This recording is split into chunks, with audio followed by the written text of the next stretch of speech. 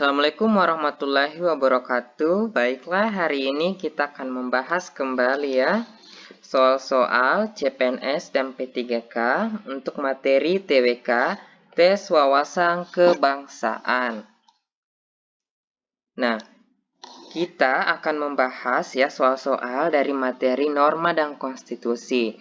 Untuk materi norma dan konstitusi ini merupakan bagian dari materi 4 pilar ya, 4 pilar. Nah, kita lihat untuk soal yang pertama yaitu berikut ini adalah wewenang dari Mahkamah Konstitusi kecuali, nah, untuk pilihan A yaitu menguji undang-undang terhadap Undang-Undang Dasar Negara Republik Indonesia tahun 1945. Kalau kita lihat pilihan A ya, ini termasuk wewenang dari Mahkamah Konstitusi ya. Jadi ini adalah wewenangnya ya. Jadi pilihan A itu salah ya.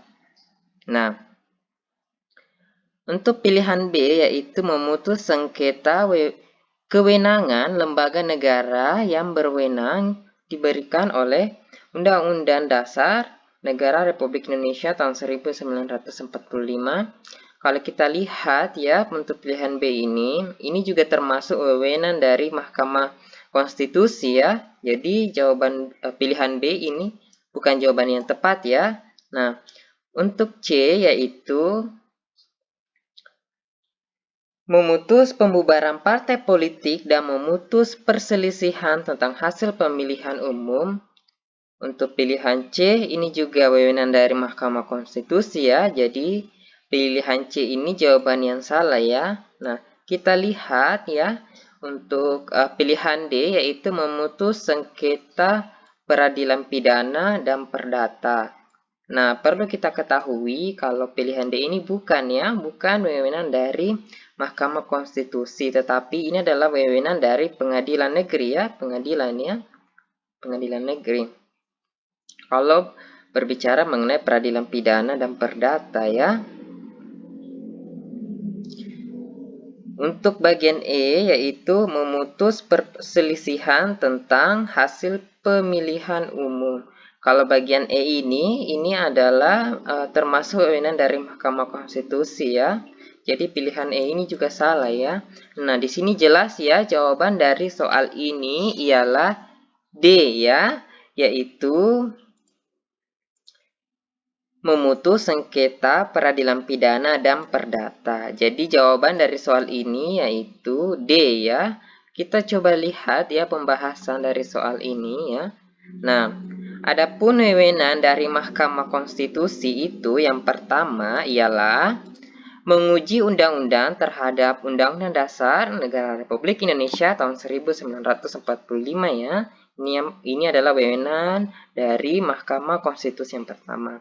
Yang kedua yaitu memutus sengketa kewenangan lembaga negara yang kewenangannya diberikan oleh Undang-Undang Dasar tahun 1945.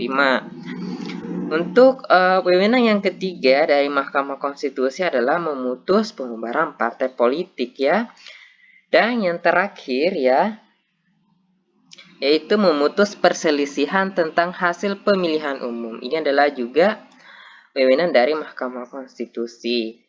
Dan memutus sengketa peradilan pidana dan perdata itu bukan merupakan wewenang dari Mahkamah Konstitusi ya. Jadi jelas ya, jawaban dari soal ini ialah D ya. D adalah jawaban yang paling benar. Kita ke soal yang berikutnya yaitu ya, aturan untuk berhak mengembangkan diri, pendidikan, manfaat, ilmu pengetahuan, teknologi, seni, dan budaya guna meningkatkan kualitas hidup demi kesejahteraan umat manusia termuat dalam Undang-Undang Dasar tahun 1945 pada pasal. Nah, di soal ini sebenarnya menguji pengetahuan kita ya mengenai batang tubuh dari Undang-Undang Dasar. Nah, kita lihat untuk pilihan A yaitu 28A, pilihan B 28B, C 28C, D 29A ya, E 29B.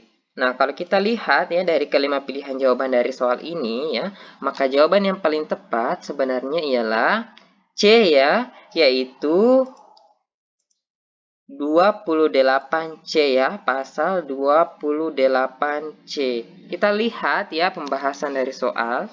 Nah, aturan untuk berhak mengembangkan diri, pendidikan, manfaat, ilmu pengetahuan, teknologi, seni, dan budaya guna meningkatkan kualitas hidupnya demi kesejahteraan umat manusia itu termuat dalam Undang-Undang Dasar 1945 pada pasal 28C ya. Nah, coba kita lihat ya pembahasan selanjutnya. Nah, ini ya.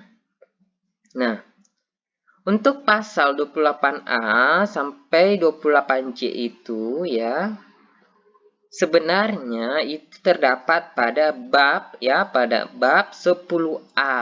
Nah, bab 10A ini membahas mengenai hak asasi manusia ya, hak asasi manusia. Kalau 28 saja ya, itu tidak termuat di dalam bab 10A ini ya. Nah, kalau pasal 28A sampai 28J ini termuat di pasal bab 10A ini. Nah, kita lihat ya, isi dari pasal 28A yaitu setiap orang berhak untuk hidup serta berhak untuk mempertahankan hidup dan kehidupannya. Kalau kita lihat ya keterangannya di sini ada 2 bintang. Ini pertanda bahwa pada pasal 28A ini telah diamandemen ya pada amandemen kedua ya. Nah, untuk pasal 28B ya itu terdiri dari 2 ayat, 28C itu terdiri dari 2 ayat juga. Pasal 28D itu 4 ayat, 28E 3 ayat, 28F ya. Itu 1 ayat, 28G 2 ayat, 28H 4 ayat ya, 28I 5 ayat, dan 28J itu terdiri dari 2 ayat. Nah, kalau kita lihat untuk bab 11, pada bab 11 ini ya, di pilihan tadi ada juga pasal 29 ya, 29 di soal. Itu untuk khusus untuk pasal 29 ini ya, 29 ini itu terletak di bab 11 ya. Bab 11 ini menyangkut mengenai agama. Dan perlu kita ketahui juga bahwasanya pada pasal 29 ini ya, pasal 29 ini belum pernah mengalami amandemen. Ini adalah salah satu pasal yang tidak pernah mengalami amandemen ya. Nah, pasal 29 ini terdiri dari 2 ayat. Untuk ayat yang pertama berbunyi, negara berdasar atas ketuhanan yang Maha Esa.